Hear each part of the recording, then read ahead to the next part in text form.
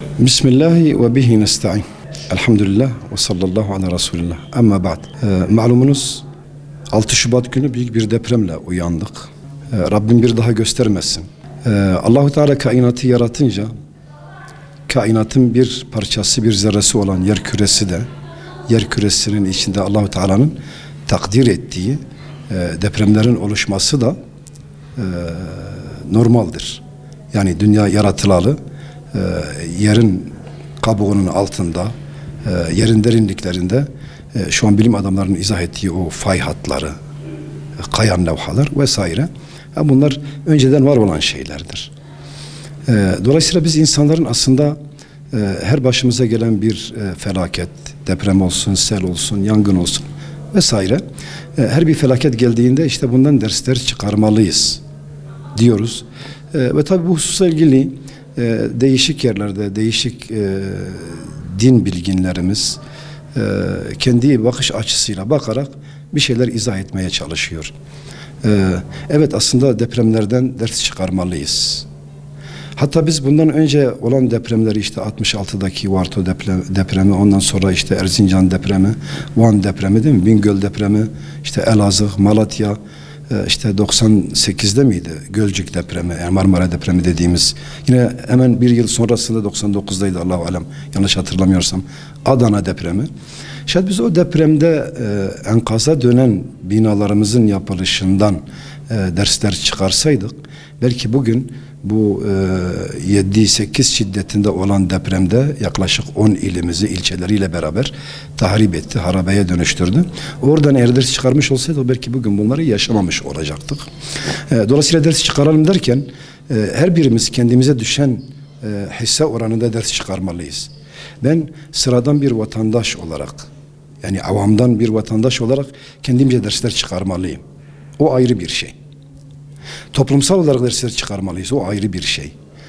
Artı özellikle deprem öldürmez, bina öldürür sözü son günlerde yaygın, herkes tarafından kullanılıyor ve yerinde bir söz aslında.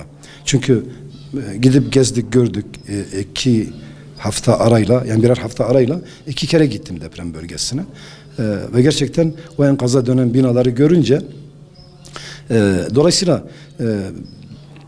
bireysel olarak ve toplumsal olarak çıkaracağımız dersler yanında bu binaları diken insanların, işçisinden tutun ustasına kadar, usta başına kadar, kalıpçısından tutunuz efendime söyleyeyim demirini bağlayan kişilere kadar, bu işi yürüten müteahhide kadar, o müteahhidin işini resmi boyutuyla yürüten inşaat mühendisine kadar, mimarına kadar, hatta bunu denetleyen o yapı denetim firmalarına kadar, o devlette veya belediyelerde imar işiyle ilgilenen yetkililere kadar bundan bizden daha çok ders çıkarmaları lazım. Daha büyük dersler çıkarmaları lazım. Biz hep toplumsal ahlaktan söz ederiz. Ahlak denince daha çok böyle cinsellik yönüyle düşünürüz ahlakı. Ama aslında iş ahlakı var, ticaret ahlakı var değil mi? Aslında mimarinin de, inşaatın da, imarın da bir ahlakının olduğunu unutmamamız gerekir. Dolayısıyla demirden çalıp çırpmak, çimentodan çalıp çırpmak ya da işte Türkiye bir deprem kuşağında olan bir ülke. Birçok ilimizin altında, değil mi? Birçok bölgemizin altında fay hatları geçiyor. Ya bugünkü işte jeolojiyle ilgilenen mühendislerimiz, sismologlarımız bunu tespit ediyor ve bize gösteriyorlar bunları. Biz bunları bildiğimiz halde bize düşen bu felaketler gelmezden önce tedbirimizi almaktır. Bu tedbir de işte o kaç şiddetinde gelecekse gelsin, ona karşı mukavemet gösterecek inşaatlar yapmamız lazım. Tabii bunun diğer dedim ya münferit olarak çıkaracağımız dersler de vardır. Toplumsal olarak çıkaracağımız dersler de vardır. Temennimiz o ki bu Allahu Teala'nın başta söylediğim gibi yeryüzüne koyduğu bir takdiridir. Yani depremin olması.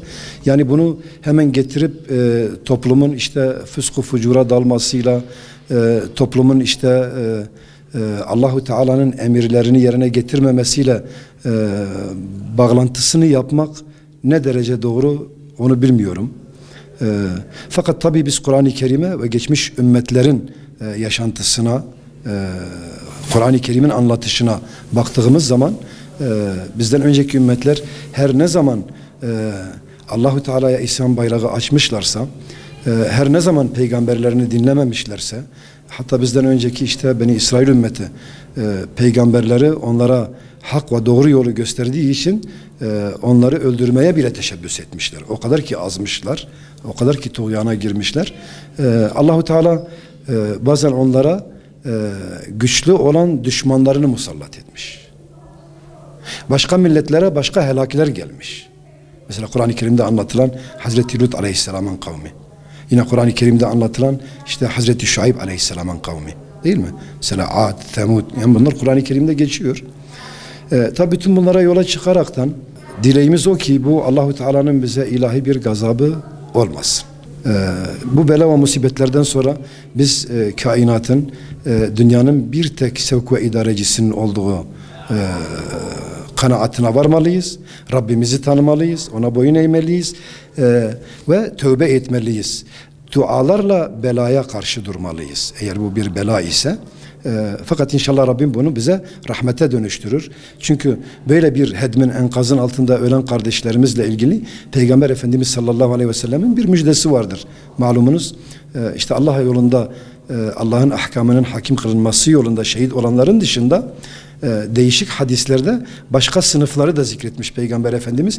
Bunların da şehide verilen mertebenin, derecenin bunlara da verileceği. Yani bir bakıma bunlar manevi şehit, ahiret şehidi. Dolayısıyla bunlardan bir tanesi de hedmin altında.